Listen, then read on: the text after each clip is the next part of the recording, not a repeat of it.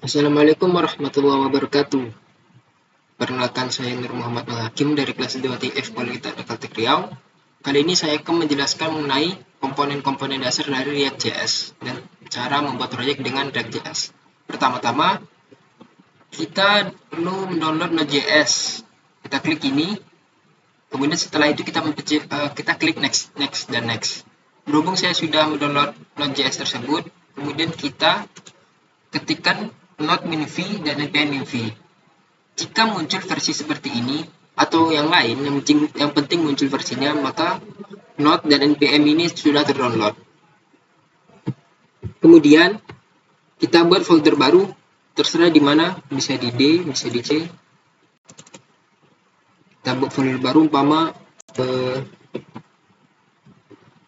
latihan React. Setelah itu, kita drag saja folder yang telah kita buat tadi. Lalu kita ke terminal ini. Lalu ketikkan npm create add address.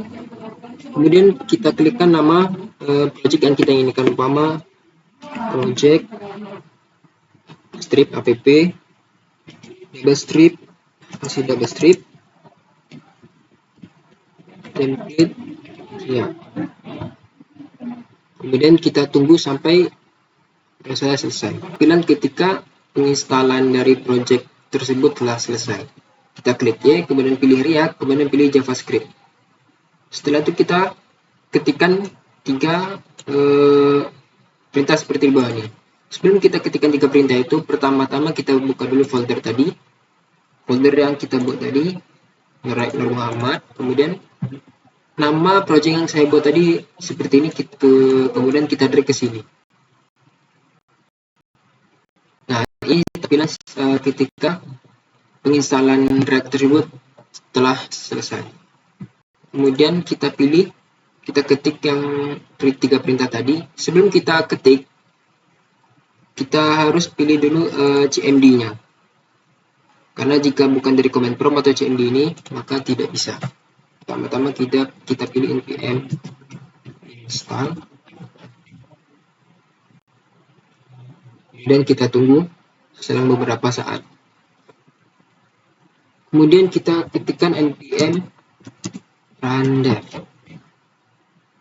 Jika sudah, kita ketik kontrol lalu pilih.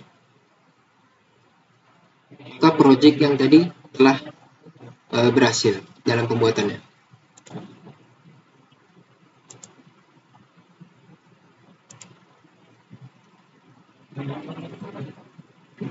React sendiri itu library dari JavaScript yang digunakan untuk user interface. React sendiri dikembangkan oleh Facebook dan menjadi teknologi front-end yang paling populer menurut dari Stack Overflow. Menggunakan istilah komponen, di mana satu komponen itu bisa terdiri dari satu atau lebih dari HTML, CSS, dan JavaScript. Kemudian ini salah satu struktur dari React. Adanya header, konten, dan footer.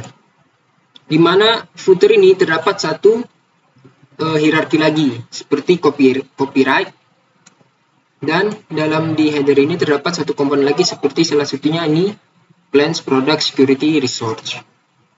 Pada pertemuan 2 kami ditugaskan untuk membuat 3 komponen yang terdiri dari 4 children. Yang pertama ada artikel, kemudian ada list, product, dan Q&A. Yang pertama saya akan menjelaskan dari artikel itu. Di mana di artikel ini terdapat 4 children. Ada header, nama, description, dan point. Di mana header ini diambil dari bagian header ini, yang berarti mengambil visa Korea Selatan. Dan nama mengambil dari komponen nama seperti ini, Nur Muhammad. Dan gambar ini diambil dari image yang ALT-nya visa. Kemudian deskripsi mengambil dari function deskripsi, dan point seperti ini mengambil dari point. Dimana outputnya atau tampilannya akan menjadi seperti ini. adanya ini yang tadinya header, kemudian ada nama, ya, kemudian gambar, kemudian deskripsi dan poin. Kemudian pada bagian E terdapat 4 children juga, di mana ada nama. Saya mengambil fungsi nama menggunakan props, menggunakan return nama, props nama yang akan diinputkan pada bagian children ini. Nama Jorge Bezechi. Seperti ini mengambilnya dan tampilan keluarannya. Kemudian pada bagian pertanyaan, saya mengisi inputannya di bagian sini. Saya mengambil props juga di bagian function pertanyaan. Kemudian outputnya seperti ini. Kemudian jawaban dari bagian jawaban, sebenarnya saya mengisinya seperti ini menggunakan function props dan juga menggunakan menampilkan jawabannya seperti ini. Kemudian pada tanggal begitu juga. Kemudian yang terakhir list of product. List of product sendiri saya menggunakan children juga, di mana gambar mengambil image AL table, kemudian nama saya inputkan di sini sebagai Nike, seperti ini tampilannya, gambar ini dan tampilan nama ini. Kemudian deskripsi saya mengambil menggunakan props juga, ya, props, dan menginputkannya bagian sini, nama props. Dan harga seperti ini deskripsi dan harga. Kemudian bagaimana cara menampilkannya di bagian di website ini. Kita pertama membuat folder pertemuan 2 seperti ini. Dan pada bagian main, pertama-tama kita perlu mengimport dari kontainer. Kontainer ini diambil dari nama file ini. Setelah itu titik slash kontainer ini diambil dari fungsinya seperti ini. Selain mengambil dari file-file yang berisikan isi-isi konten, dari main ini juga dapat mengambil atau mengimport dari CSS yang telah kita buat. Seperti contohnya ini.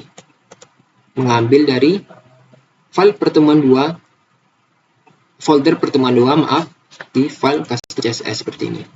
Kemudian kita masuk pada bagian project yang telah kami buat, di mana tema kami itu sistem sewa bus. Pada bagian sini saya mengambil sebagai admin, yang dimana saya mengambil dari fitur profil, membersihkan profil dari perusahaan sistem kami. Terdapat header, nama, dan gambar. Header ini diambil dari function ini yang berisi penyewaan bus. Kemudian nama yang berisikan ini beserta deskripsi yang telah kami buat. Kemudian pada gambar mengambil function dari yang ini, sewa bus Riau ini. Kemudian pada bagian alamat yang berisikan ini. Outputnya akan menampilkan seperti ini. Terdapat penyewaan bus pada bagian header. Kemudian global transport sebagai namanya. Terdapat deskripsi juga termasuk dalam bagian dari nama ini. Kemudian gambar ini diambil dari function gambar yang diambil dari folder image dan sewa bus Riau ini. Kemudian terakhir pada bagian alamat ini diambil dari function alamat ini. Kemudian fitur kedua yang saya gunakan yaitu fitur karyawan yang nantinya berisikan foto, nama, dan email dari karyawan tersebut. Pertama-tama saya membuat children foto, di mana saya mengambil function foto. Kemudian di function foto ini memanggil folder image dan download. Nah, seperti pada bagian ini. Kemudian pada children terdapat nama, menginputkan nama Charles, di mana function dari nama ini menggunakan props nama yang nanti bisa diinputkan di sini. Kemudian pada email begitu juga. Bagaimana tampilan outputnya?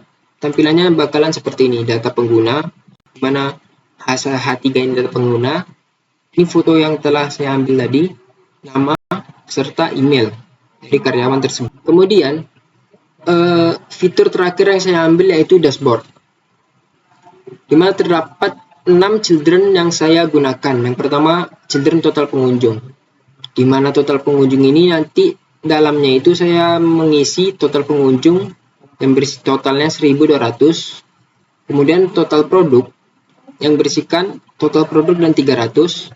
Kemudian total artikel seperti ini, dan kemudian total booking seperti ini. Kemudian pada grafik statistiknya saya terdapat 3 children user login, booking, dan artikel populer. Dimana pada bagian user login seperti ini, booking seperti ini, dan artikel populer seperti ini. Ini fungsinya dari user login, booking, dan artikel populer. Kemudian nanti dipanggil oleh children user login, booking, dan artikel populer.